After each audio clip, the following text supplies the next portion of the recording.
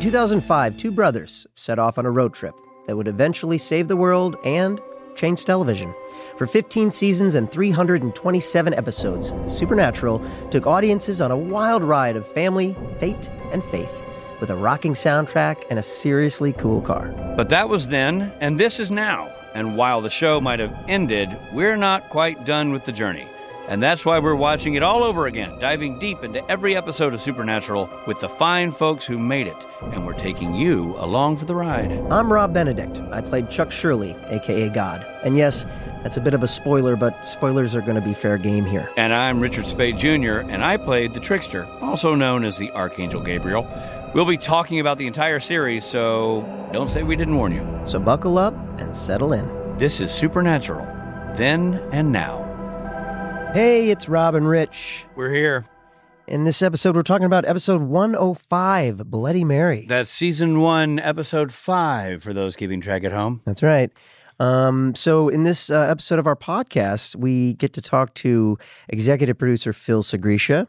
And legendary score meister general, that's right, the original composer of the show, Christopher Lennertz, who composed the pilot, the music for the pilot. And we also get a quick interview with Jovanna Burke, who played Bloody Mary. Bloody Mary.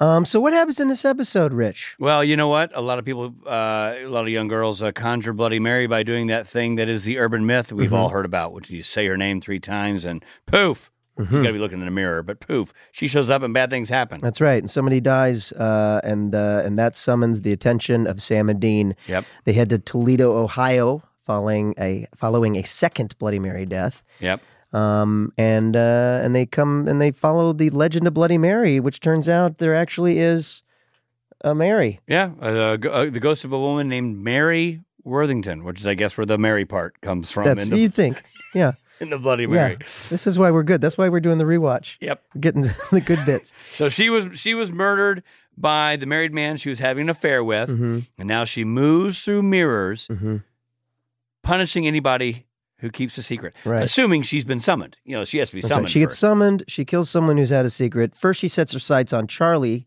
a teen girl who helps Sam and Dean throughout the episode. Right. But the boys are able to discover her original mirror, and Sam summons her, risking himself because he has a dark secret too. A sexy secret? I mean, sexy if you like girlfriends pinned to the ceiling with fire. So finally, the idea is they summon her so they can break the mirror, which they finally do, but it only releases her. And she's about to make eyes bleed all over North America when Dean defeats her by showing Mary her own reflection. Yep.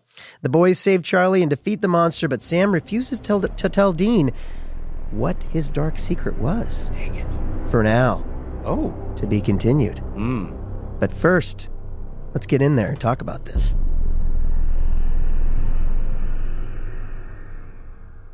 So we're here with Phil Sgriccia, producer of Supernatural. At this point, we'll get into this, but known as the supervising producer. And the executive producer. Right, executive producer. Lots of different kinds of producer, which is going to be my first question for you. And also Christopher Lennertz, who's one of 2 composers on the show.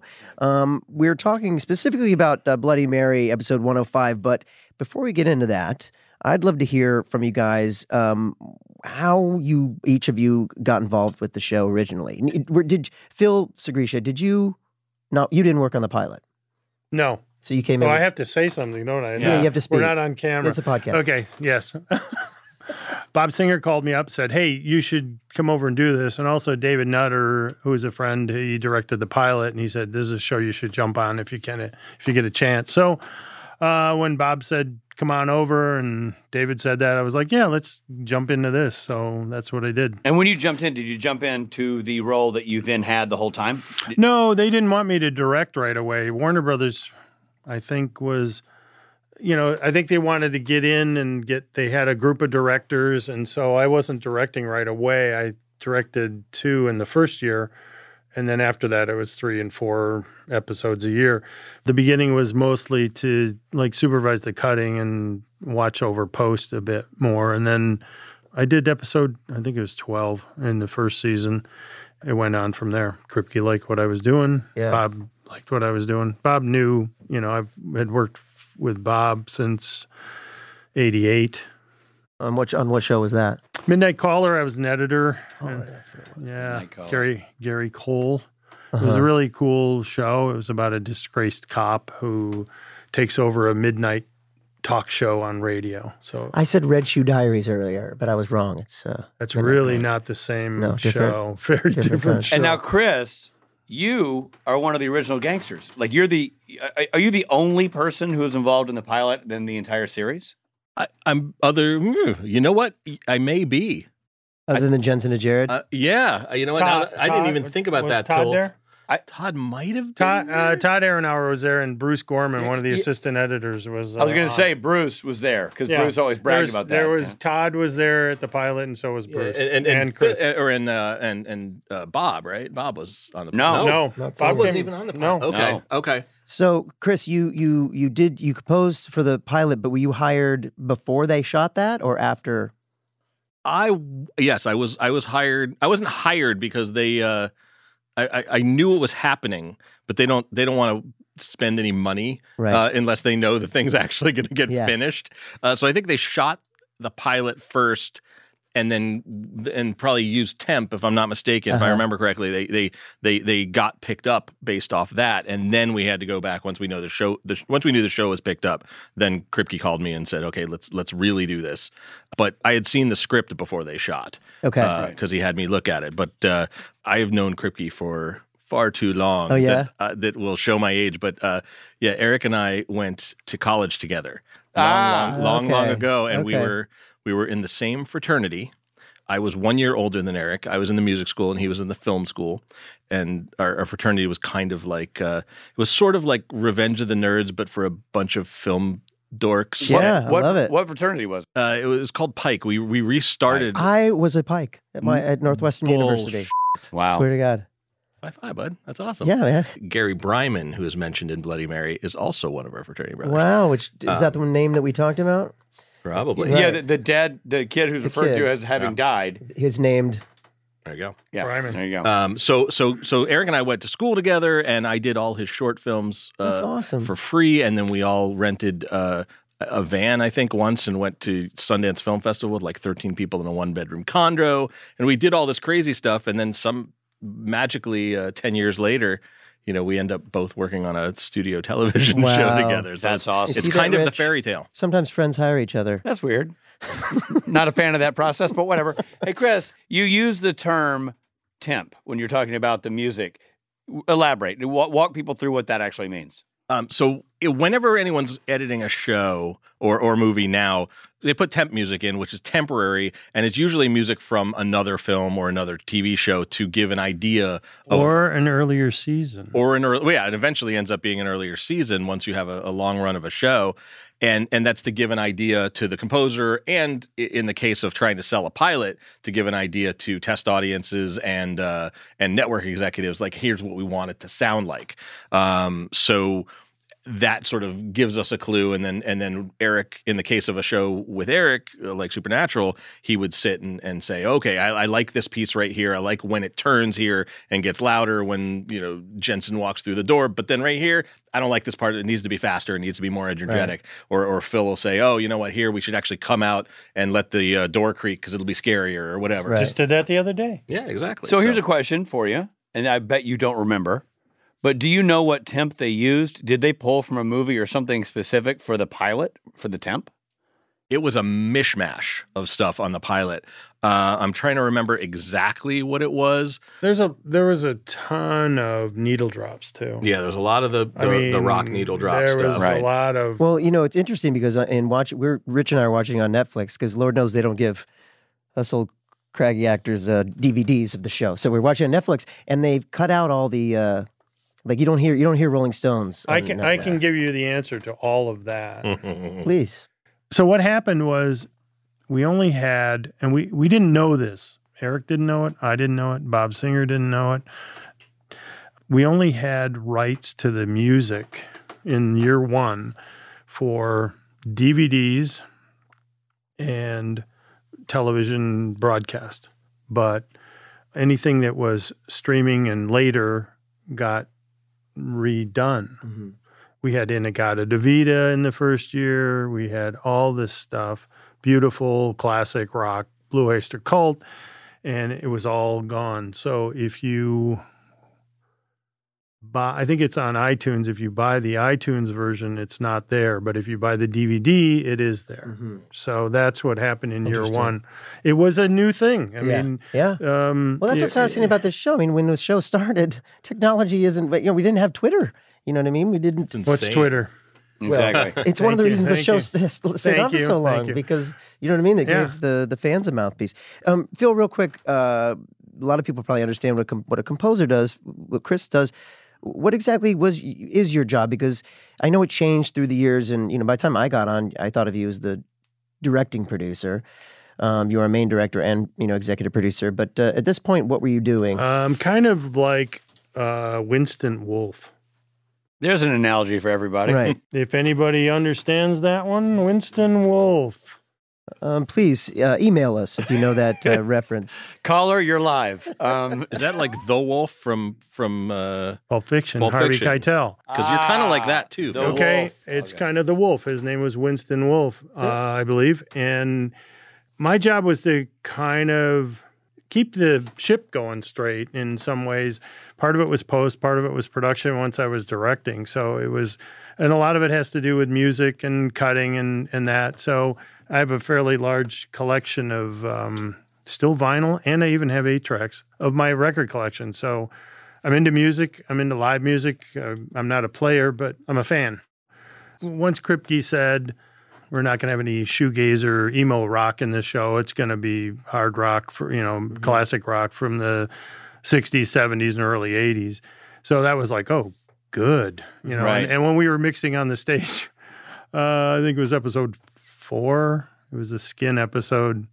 And Anthony Pinker, our editor, put In-A-Gadda-Da-Vida in this thing, and it was so good. And then I was like, we'll never get that. And then we did, and we were on the dub stage mixing it, and I was just like almost tears in my eyes thinking, I'd never have that song in a show. That's awesome. It's such a iconic. There's a lot of great. I mean, there was that. There was, like you said, the Stones in the one, and didn't we have Highway to Hell? AC/DC? Yeah, Highway to Hell. I mean, that's huge. I mean, I would say that, like, certainly for Rob and myself, who've been on the convention circuit, you get Carry On, and Highway to Hell are like the unofficial theme songs of the show. Absolutely. For sure. So much so that Carry On, the Kansas actually played at one of the Comic-Cons that we did, that Supernatural did. Okay, let's talk about the show. Let's talk about the show. Let's talk about, we're talking about episode 105. It's Bloody Mary. Now, interesting thing about Bloody Mary early on is you're talking about, this is when the show was doing effects the old school way. And that kind of falls under your umbrella, Phil, a little bit, right? Yeah. So, what was the process then? Because Supernatural ended up having its own dedicated effects department, and but I'm assuming that wasn't assembled yet. No, it didn't start till I think after year 2. We had a visual effects supervisor who, and his crew, and they was that Ivan. Yep, Ivan, and they planned out shots with the directors, with the producers, with Serge as a process. It's another department that you have many meetings at. Ivan Hayden, I think is it. Ivan Hayden was our visual effects supervisor. And so it was chopped out per shot. Maybe one visual effects house did fire very well. And so we'd ship out that stuff to them, and one did water or ice or explosions, whatever it was, we kind of had a pick and choose. Not too much. A lot of it was at the same house, I believe. I'd have to look back at what we did. But it was not an in-house group. But you would have, if you had like blood on the floor when the first death happens and that the girl's father dies in the bathroom and there's all this blood on the floor. That was practical blood. Yeah, you saw that. Yeah. And we were shooting later in the show. It wasn't real blood, I don't think. Well, no, true. That was practical, impractical blood. Yes. We killed a lamb right before shooting and let it drip. Oh my God! Thank you, everybody. This is our last episode. We're done. Which had nothing. You wanted the truth. You wanted it. It was a really cute lamb, too. Yeah. By season 14 and 15. His name was Bob. It was Bob Singer. Oh my God. Oh, sorry. But later in the episode, you And would, there's not even booze in my cup.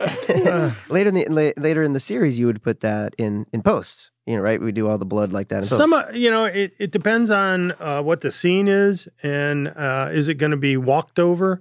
We have these things. It's real tricky. It's called dragon skin, and it's just like I'm aging myself. It's like rubber blood. Color forms. Rubberized blood, Yeah, right? rubberized blood that's shiny, and the light would kick off of it, and you could make it any kind of red you wanted. Our painters figured it out.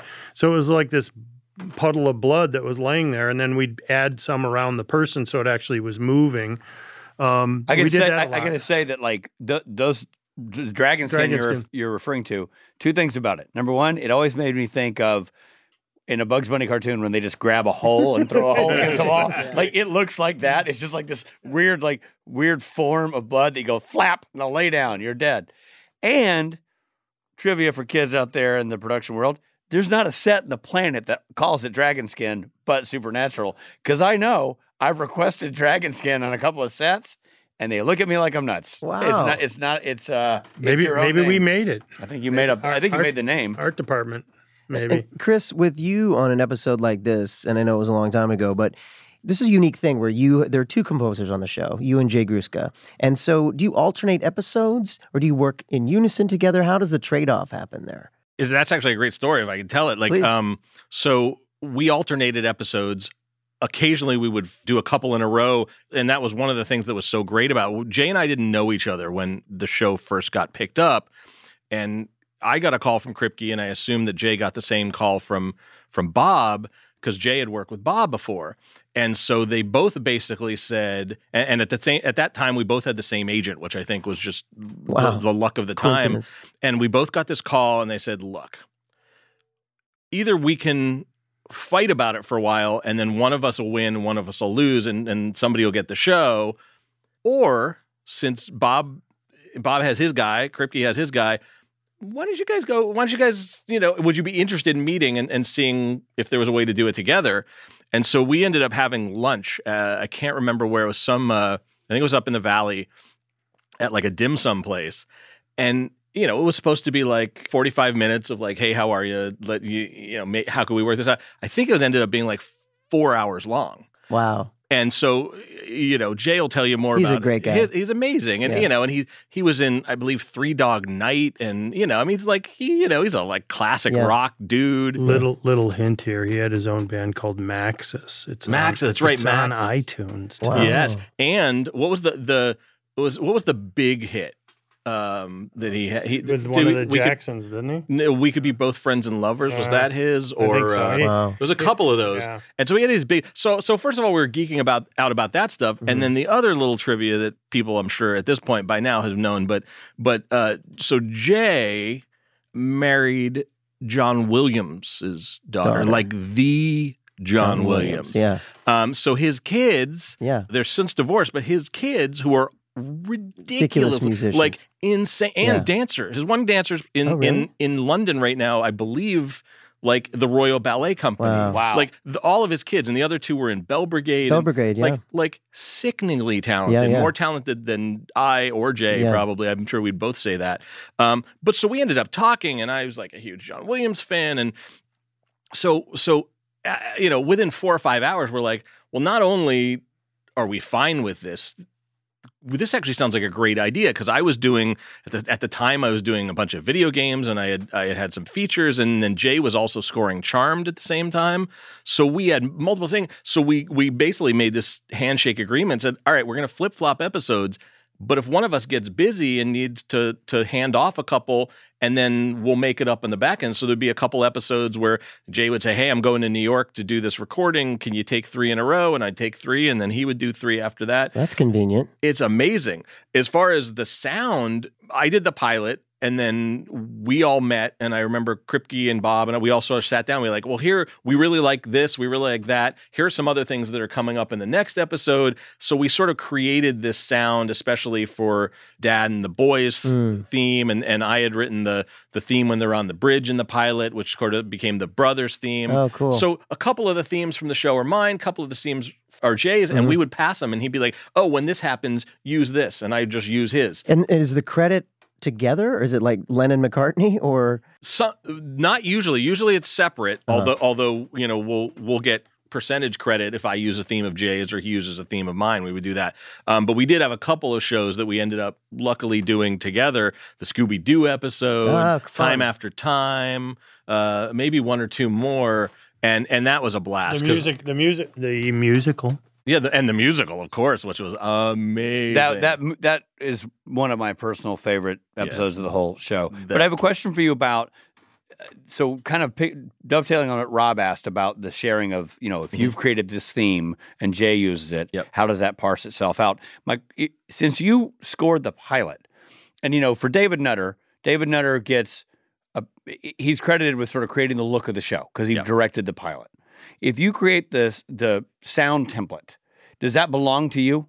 Meaning as the man who scored the pilot, does that carry forward as... Nope, that belongs to Warner Brothers. Exactly. It belongs to Warner Brothers. It belongs to Warner. No matter who, whether it's Jay or I who writes it, it all belongs to Warner Brothers. Well, but it belongs to them. But do you get credit for and the score and the template, the sound template was created by? I don't think Chris. so, because Jay did a lot of stuff in. I would say by the time we got, correct me if I'm wrong, Phil, but I would say by the time we got less than halfway through season 1. We had the show. We had the sound. Oh, for sure. I would say that sound was very much a combination of Jay and I. Okay. Yeah, but it was interesting because I was in on all the mixes, and you could tell there were little voices that you could tell if it was Jay or Chris for the most part. And then there was a group of music in the mix in there that you couldn't tell, which was wonderful because you could tell they were really mixing. But there's times when Jay tends to maybe a piano and Chris would use a guitar instead. But that was the only thing. And it was fun because it still made it all, each episode there was, in the first year was like a Monster of the Week. So they were all very isolated, episodic things. They didn't. The arcing story was about where's Dad and the finding of Dad. So each episode got its own little soundtrack, so that didn't, go into the next one as much, which was great because then each guy could do his own thing. I have a question for you now. I'm kind of taking us back to 105 specifically. I know you didn't direct this one, Phil, but you oversaw the post of it all, and there's a boatload of mirrors in this thing. 300 episodes ago. Yeah, whatever. Your mind's a steel trap. Right, the whole thing is that you see her rusty. in the mirror. So they do a lot with visual effects, which is actually very cool. It's very cool. And so I imagine most of that, I would imagine a lot of that's practical, just like setting up the shots so the camera reflects and you're seeing them. So when Jared is arguing with Jared, did they do the split screen and have Jared stand behind a frame and argue with himself? You know what I'm talking about? Yeah, the way we've done it in the past, the way I've done it, and I wasn't there when we shot it. You have a body double. What you do is you set up the shot so you can have the mirror, and then you can have Jared here, and then you do a take where he's talking, and then you put an earwig in his ear, and he can listen to himself, so he can time it properly. Back then it was probably more of a lock-off for visual effects. Well, that's what I think. Nowadays it'd be all sorts of motion control cam going around and crossing the line. That's what I think, because I've done that very briefly with Jensen in one episode in the later years, but this one really looked like, and it plays great. It totally works. But you see a little bit of the puppetry. Yeah. I feel like it's a split screen. I feel like he's crumpled up in the foreground, just slightly off. Yeah. And I feel like Jared is standing in like a picture frame, yelling at the floor. Yes. But it works. Yeah. But that's how that got done back then. And I would say, but I think the other thing, and it applies to everything from sound and music to effects. I think there was something awesome about seeing a little bit of the puppetry, or at least feeling it. Totally agree. Because other stuff was trying to jump ahead and get into the digital effects and get into, and it's like I will take the model Millennium Falcon over the prequels crap any day of the week because it's dirty and it's not perfect. And I remember early on, Kripke would say to us, when I want to hear every door squeak. Don't fix that. Leave that in. Yeah. Leave. Right. Oh, when the violin squeaks a little bit, leave that in because it makes it scarier. Yes. And I think that's something that became, much like the classic rock. It gave it a reality and a warmth Right. that I was gonna say listeners, listen to me, I'm the music guy, but that audience, Viewers, the viewers are, they're like, this feels like it could happen in my hometown. Yes, yeah. And if it was too shiny and perfect, it wouldn't be that way. I agree, and I think that's why the mirror bit worked, not just the Jared thing. I mean, the whole episode, which is all mirrors, all reflections, why it works, because I obviously wasn't there either, but it feels like it's all practical. It feels like they were lining up shots so they could open a door, see somebody, and then move on. You know, it's cool. Well, we didn't have a budget for tons of visual effects either. It was like, let's figure this out simply and make it as scary as you can and simply as you can, because we didn't have a giant visual effects budget. So, there was a lot of times when we tried stuff in camera, sometimes it worked, sometimes it didn't. And then there was sometimes like when there's weird makeup on people, Kripke was the first one, and he's like, we're not airing that thing because we'll figure out a different way and get around it, because we didn't want to make it like a goof. We wanted to make it genuinely scary when we could. And if it wasn't working, his mantra was, we don't air bad film. And at that point, we were on film. Actually shooting on film. Ahoy, Rich Spade here. Hope you're enjoying the episode, but we got to pull over for a second for some messages.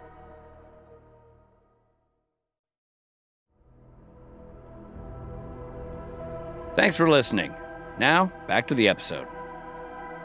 So this episode is about a dark family secret. That's the whole thing that she operates on. She kills people who have a secret. So was Dead in the Water, and so was Constance's story in the pilot.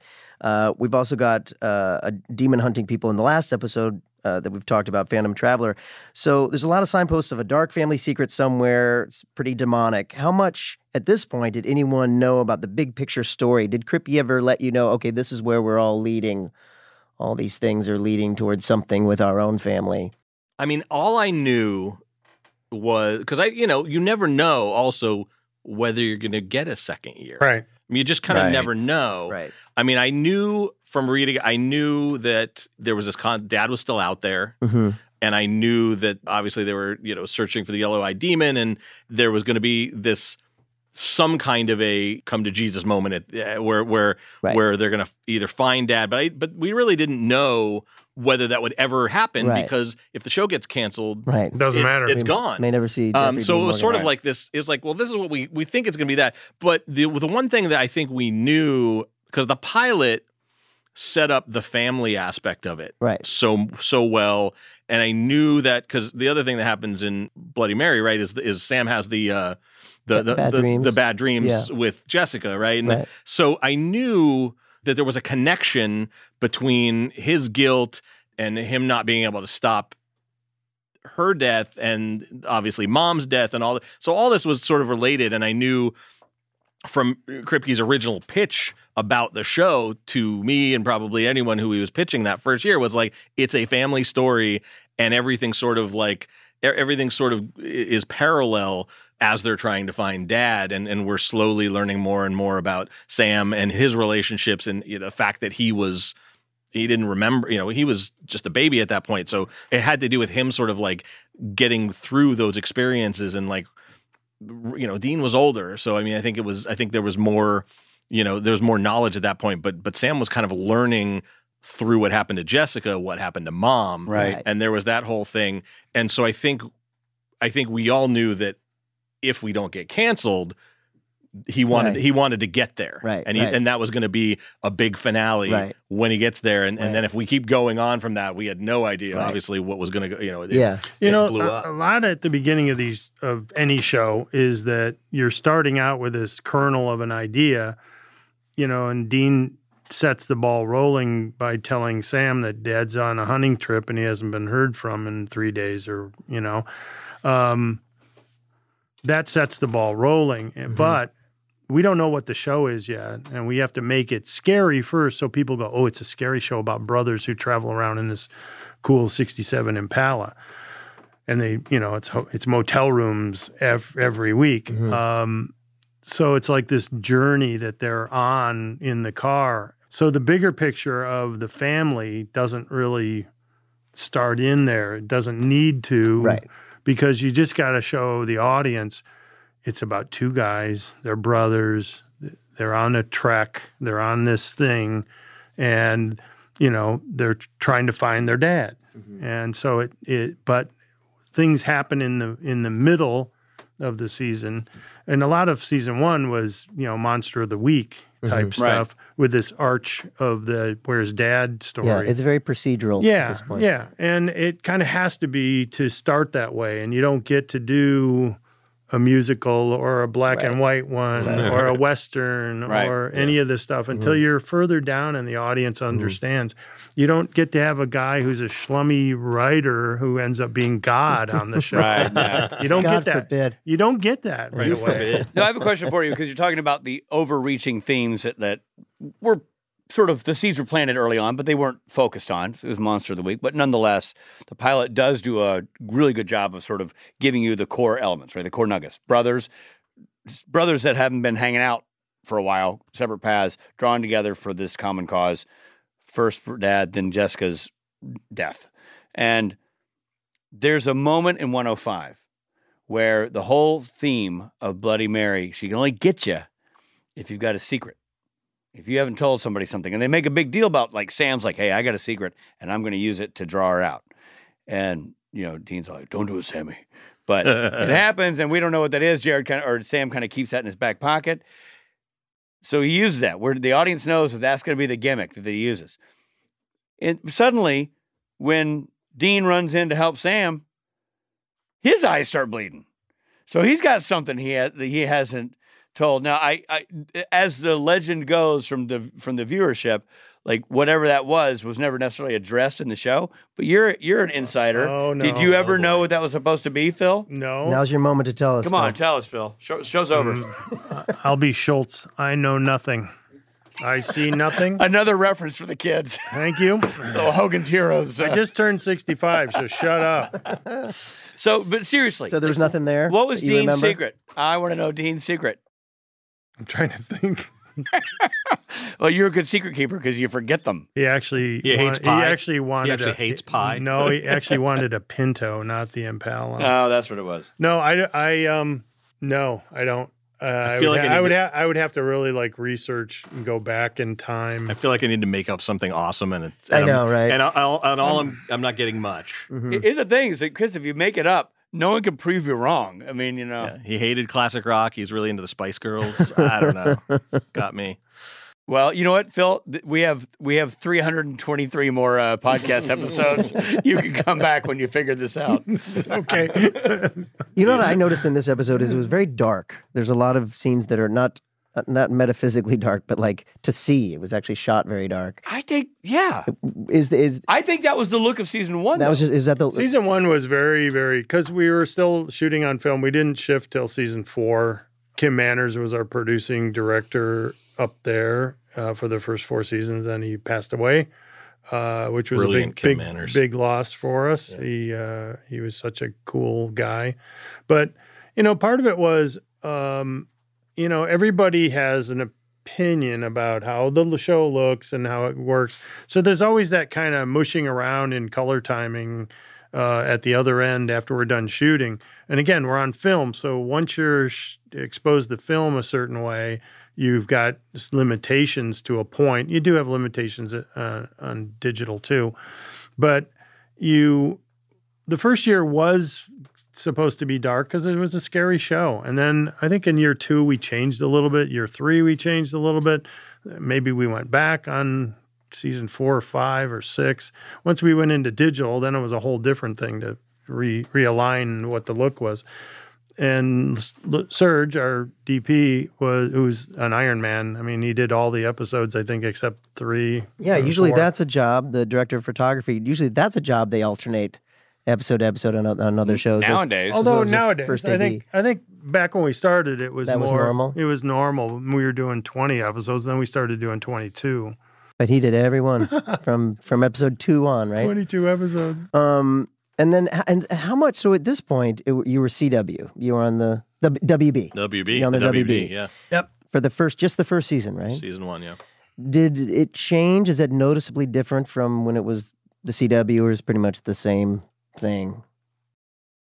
I don't think it did. I mean, you know, because basically they just took over anyway, and it was all Warner Brothers. Yeah, For you, Chris, it was this. Your job was the same.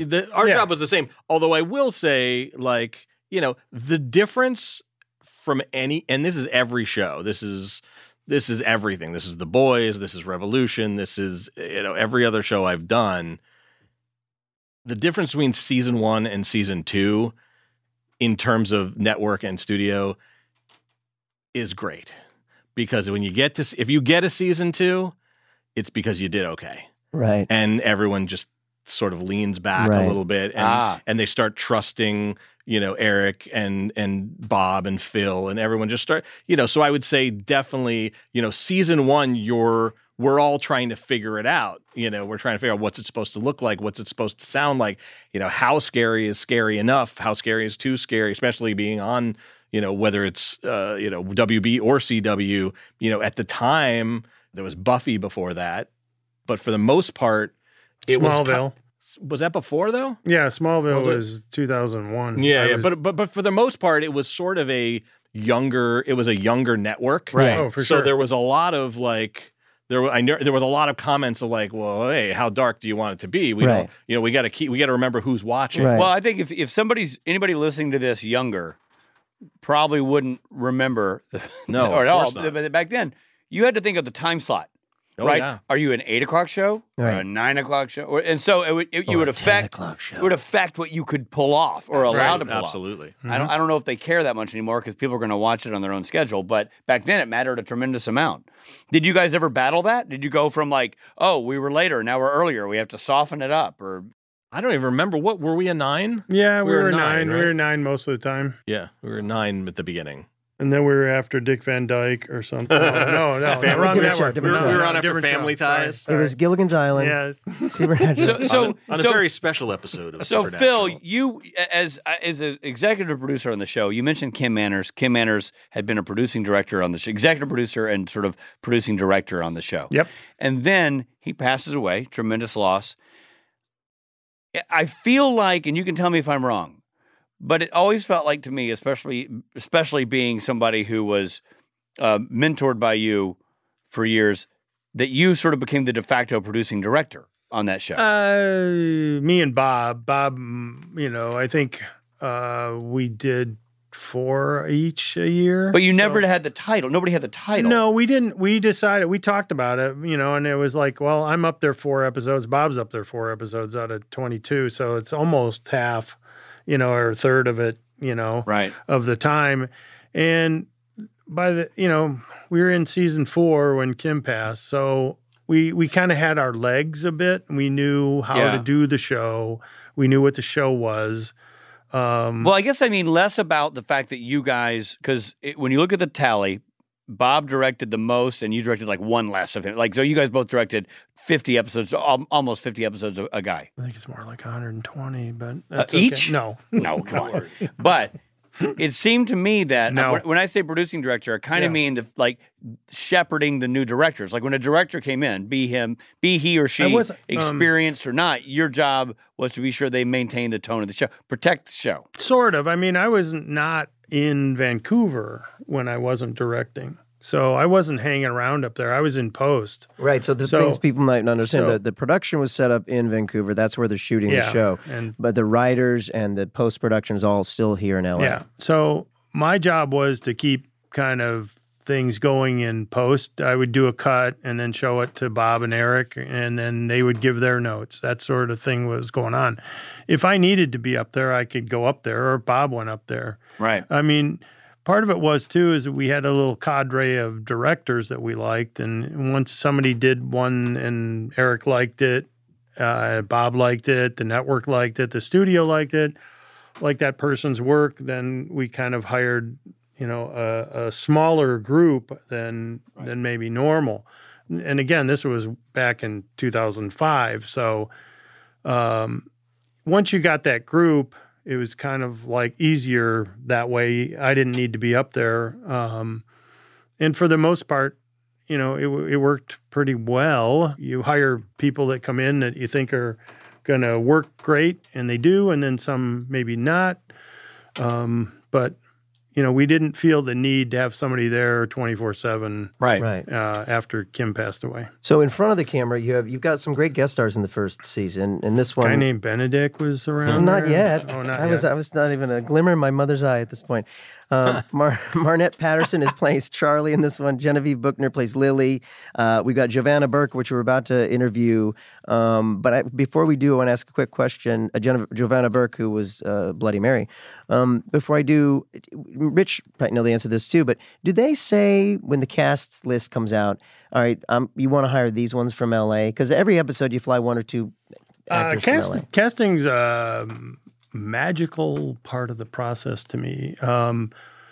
Sometimes you wonder, because as a director, you say, I like this person, this person, this person. And then Eric will chime in and Bob will chime in. And then there might be a network thing going on that's behind the scenes where they want to get this person on shows, right? So it might be some overall deal that I have nothing to do about and don't know anything about. Whether or not that's true, I don't know. But, I think there's, if the show is hot, or if it shows that it's going to be hot, then you get a different kind of casting attention. When you say hot, you mean like ratings? If the show is, Gotcha. if the ratings are good and it's a well liked show, then there's certain actors that you all of a sudden say, yeah, let's do that. We had a lot of people on. Whew. Yeah. Oh my God, so many. A lot of people. 200 and, what is it, 326 episodes worth of guest stars. Well, we're about to bring on Jovanna Burke, who played Bloody Mary. And this is interesting because, Phil, you had a chance to direct her when she came back from the dead in, was that season 15? 14. I was. Was that because of me? Did I do something that caused that to happen? I think I did. Yeah, it was the ending. It was the finale. Yeah. You personally or your character? Both. God was never on your side. Yeah, it turns out God wasn't on your side. I opened up something, and all the bad people came back. Guys, I hate to interrupt, but we have Jovanna Burke calling in right now. We're going to have a conversation with her about life on the show when it started and when it wrapped up. So let's turn our attention to Jovanna Burke, everybody. Jovanna Burke, there she is with us. She is. Thanks for having me, you guys. Absolutely. It's a pleasure. You are Bloody Mary. You played Bloody Mary. Yes. That's twice. One more time, and someone's dying. And you're deep trouble. Uh-oh, don't say it.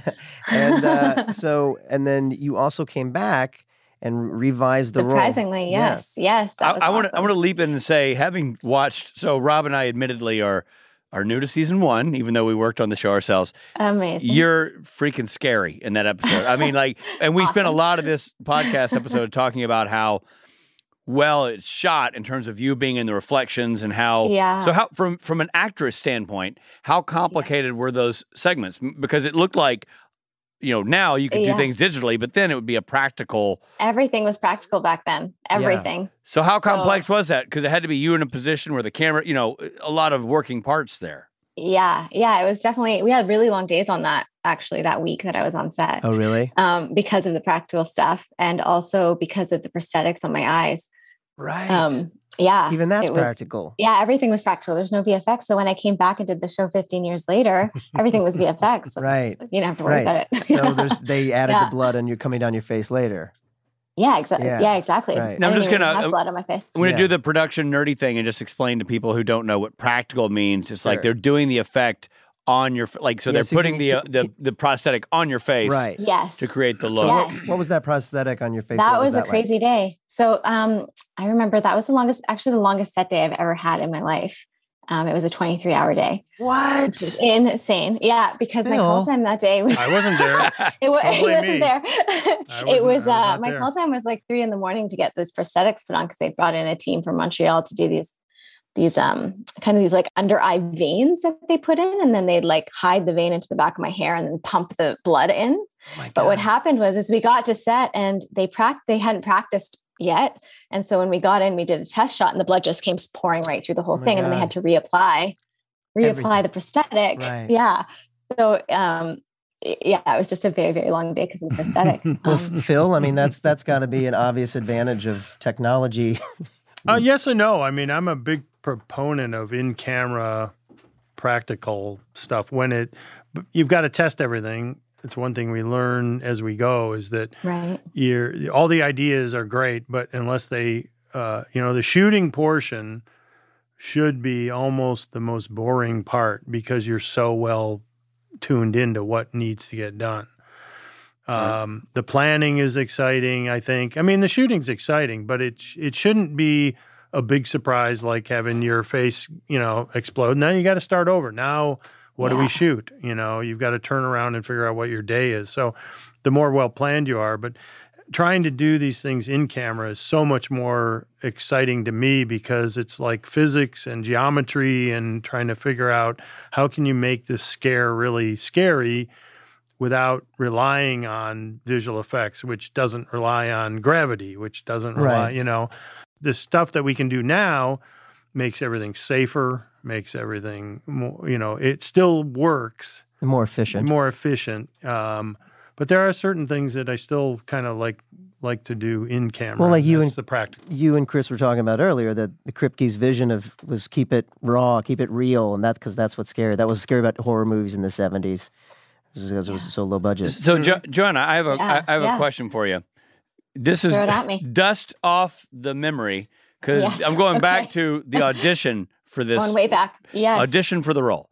Because the role it's not like it's monologue after monologue. I mean, you have that one moment where you confront the boys, but a lot of your role, the impact of the role is that the body position, the creepy use of the hands crawling out, like all these elements that are body work and attitude and all that stuff, but it's not dialogue heavy. What was your audition like for the role?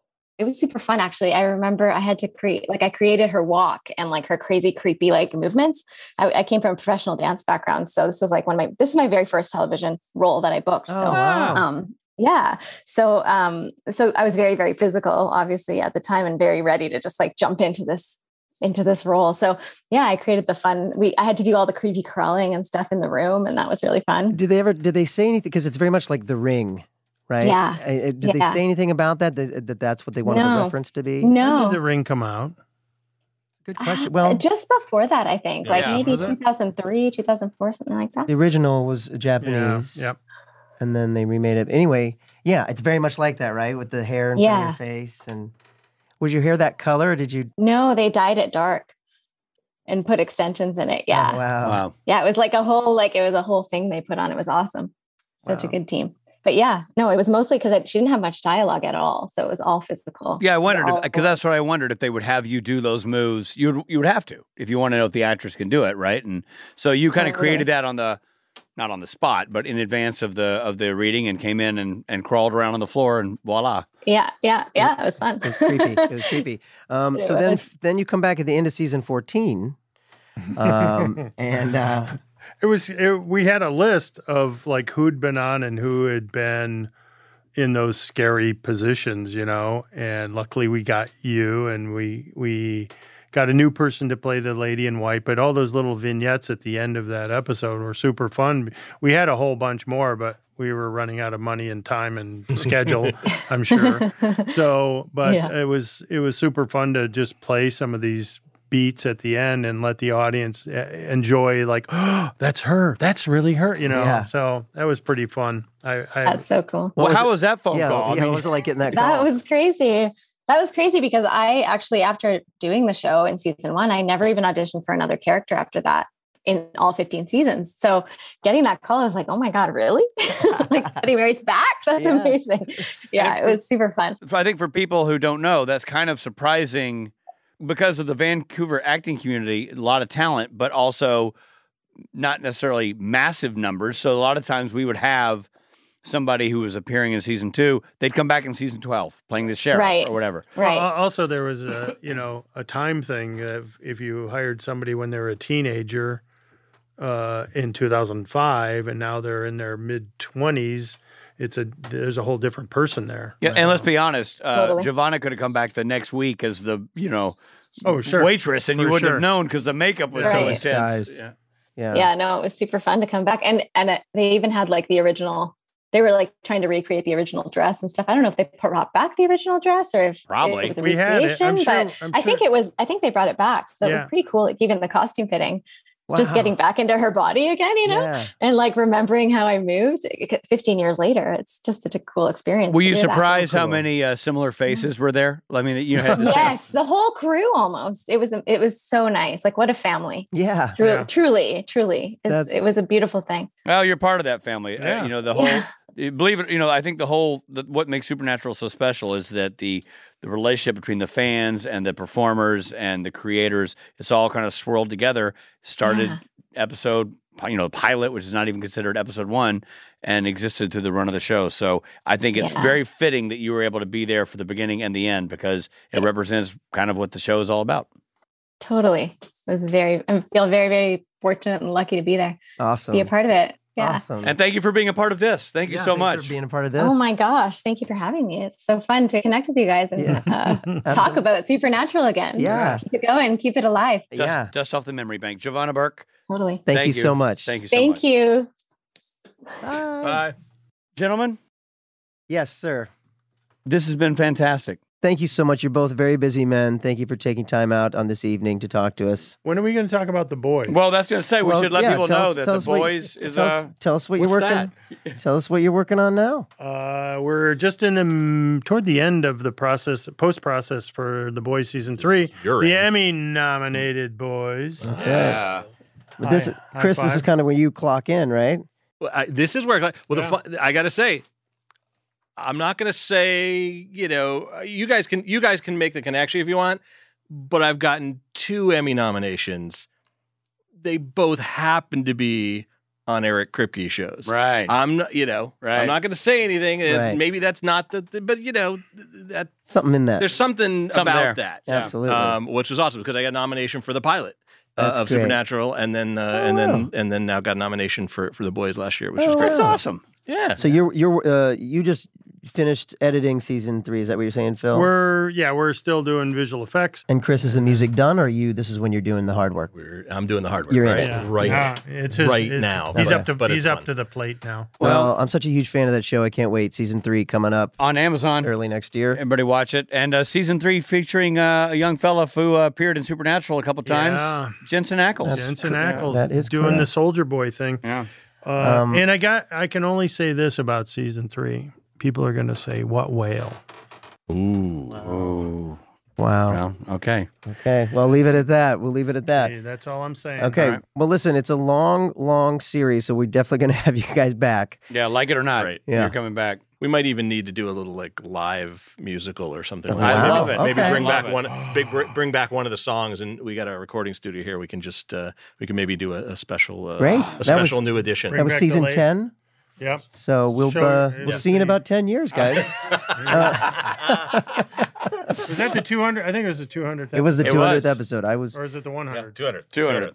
Well, I'm not going to spoiler alert it for people who haven't watched the I did series the yet. 100 and the 200, so I should Yep. know which ones they are. But Yeah, I, you I, should. did- You I'd would have think. to think about it. When you have this I have many to think about it. episodes, Sorry. Phil, Chris, thank you so much for being here. Thanks, guys, Thank for you, having guys. And us. we will do this again. You've already laid it out there. They will be back in the future, and we look forward to it. Awesome. I hope you're enjoying the episode, but we need to pull over a second for some messages.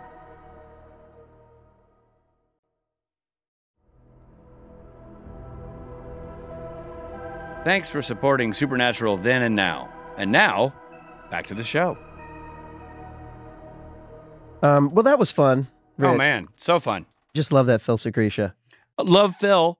Love their... Actually, I was surprised pleasantly surprised, I should say, by their relationship. Those two are super tight. Yeah. I guess because Phil was so involved in post Yeah. that he and Chris worked side by side so many times. Yeah. And they have a great and hilarious rapport. Yeah. And that Chris Lennertz went to school with With Eric Kripke. Kripke. And that the young man's name, Gary Bryman. is a reference to an old college buddy. Right. And so is the other one, Benji Schwartz. Benji Schwartz, who's referenced in the first scene. Yeah, the little girl saying, "You want to kiss Benji Schwartz?" Right. Schwartz. Benji Schwartz was a kid that Eric Kripke grew up with. Right, exactly. Now, in this episode, also, the bitch count for people keeping score. If you're making a drinking game out of the bitch count, But astonishingly, for an episode where Dean nearly gets killed by a female ghost, there's nary a bitch in sight, which is great job, guys. Really good job. Why is that a good job? I feel like they should have, dropped the B word a couple of times. I don't know. Well, I mean, I'm on the fence if that's a good or a bad thing, right? Okay. It's nice, potty mouth. We don't want to. No. Tomato to bitch auto. I mean, do we have to bleep that out? Nah. But we should mention that this episode does have an important word in the Dean Winchester vocab. It's the return of Sammy. Sammy! Yes, indeed. Dean has not called his little bro Sammy since the pilot. Sammy! But we're back now, and everything is as it should be. Yep. Antiques road trip. Do you remember landlines? I still have one in my home. For the kids at home, a landline is a phone that you can't shove in your pocket and swipe photos on. Right. There's also a reference to Paris Hilton, which is a bit of an antique reference. Yeah, I noticed that. I'm like, that one. It's also foreshadowing because Paris is going to eventually become a guest star on the show. Yeah, you're not wrong. Some trivia from the show. Toledo, Ohio is Eric Kripke's hometown. It is. Despite Dean's comment that they'll have 600 years of bad luck for breaking all those mirrors, they actually only smashed 4. So it's actually a total of 28 years of bad luck. I think he was counting all the screwed up takes. Ah, gotcha. Yeah.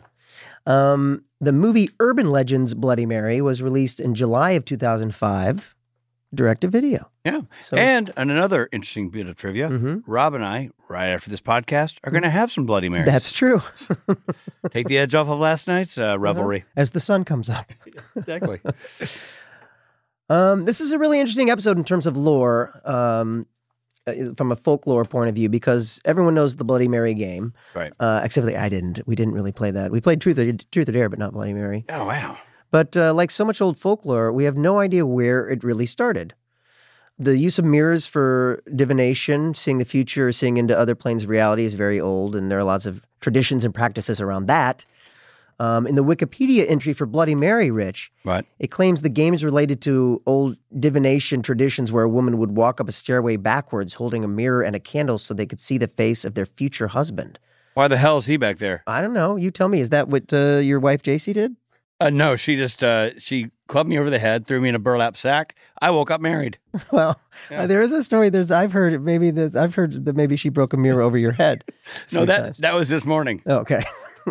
But that's not an origin for this game that at once is very specific, but also extremely adaptable to different settings and eras. Sometimes Mary has lost her baby, and the person speaking into the mirror taunts her by saying, "I killed your baby." Oh my gosh. Weird. That's not fun. The game is similar to the Candyman version popularized by those films as well. Love Sammy Davis Jr. Little Sammy Davis. Yeah, well, I don't know if it's that Candyman.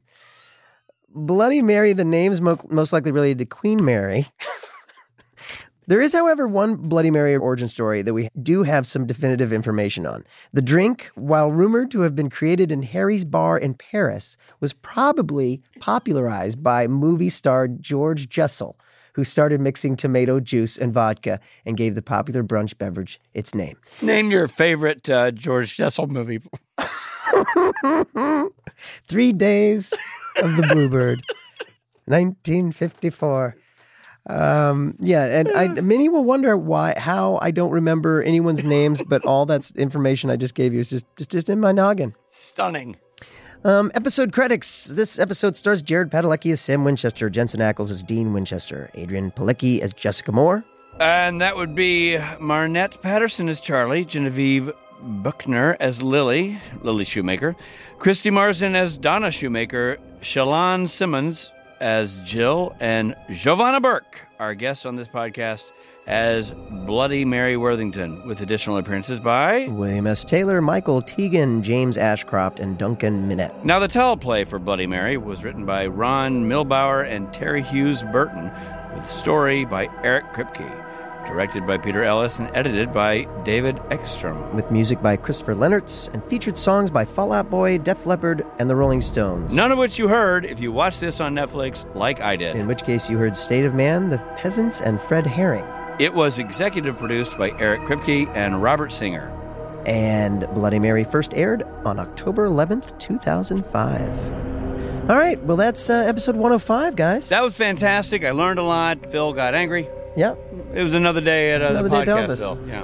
I managed to not say Bloody Mary 3 times, so I feel like I can go to sleep tonight and not worry. That was your 3rd time. Shit, you're doing. And Lord knows I've got secrets. We'll see you at the next one, guys. This episode of Supernatural, Then and Now, was hosted and executive produced by Richard Spade Jr. and Rob Benedict. Produced by Stephen Hine. Research provided by Jessica Mason. And edited and associate produced by Trey Booty. Music provided by Tim Wynn. The episode was recorded with the help of Sonic Fuel Studios. For the latest news on this and other podcasts, follow Story Mill Media on Instagram or Twitter, or both.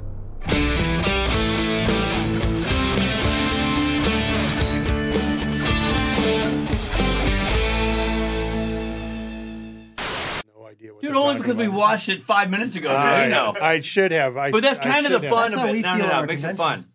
I was Yeah, but it's supposed to be. It's supposed to be like a bada bada boom. But at the convention, that this woman was like, "I love your character. My favorite episode is Faith, I think, which you're not in. But if you were in it, how would you have handled what Castiel did with the whatever?" That's where we used "Don't Fear the Reaper." Really? Yeah, I remember them by songs. Oh, there you go. Matt was on stage. I was like, so this one, so I'm going to take a knee. It's the tent revival. I just talked about nothing. That's hilarious. 15 years ago. 15, yeah. 2005 or 2005, yeah. Yeah, crazy. Have you ever done any of the conventions? No, never. Really? Really, yeah. You got to fix that.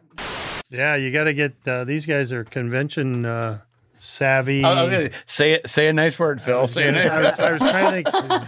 That was the only one where we actually sang. Oh, Ben yeah, and I that's right. sang Yeah, you the guys song. sang. Yeah, Ghostfacers. Ghostfacers. Ghostfacers. That Ben and I wrote it and sang it together. That's awesome. And That's so great. It's horrible, but it's good. Great. It's We the did right reenactment. kind of It's horrible. right kind of horrible. We'll have to sing that live. Got to sing it live. Oh, definitely. Now that'll be our first live It'll music. be, Yeah, it was the Ben episodes. I had a chance to do a bunch of them, and they took you outside our comfort zone, but figured out a way to come back. Yep. And Absolutely. he drove some people nuts, and I know as a director, you knew if you had one of his scripts, it was going to be fun and interesting. Yeah. Nice.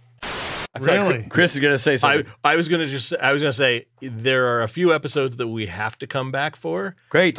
With Phil and I, and we should get Jay and do Talk about the time after time. We should do time after time and the jazz thing and the musical, and then obviously we should do the musical episode. And, and you know you've got a good podcast episode when. Wait a minute, we're done. When one of the gentlemen I thought who this has was like Inagata Davida. We were going into the drum solo.